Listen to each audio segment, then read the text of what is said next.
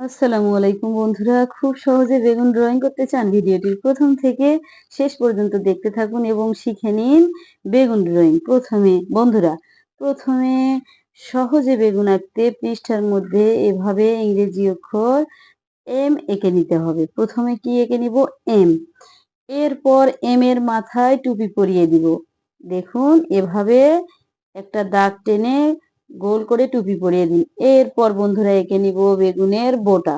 একটা দাগ টেনে মাথায় ভাঁজ করে আবার টুপিতে লাগিয়ে দিলাম। এরপর এম এর মাথা থেকে একটা দাগ টেনে ভাঁজ করে আর একটা এম এর মাথায় লাগাইয়া দিলাম।